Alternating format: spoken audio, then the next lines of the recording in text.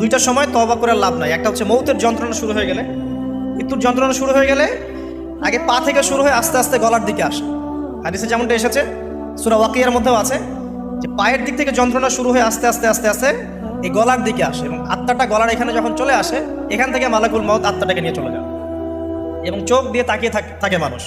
রুহটা চলে গেলে মানুষ চোখ দিয়ে তাকিয়ে থাকে, দেখবেন এই কারণে মৃত ব্যক্তি তাকিয়ে থাকে, চোখ খোলা থাকে।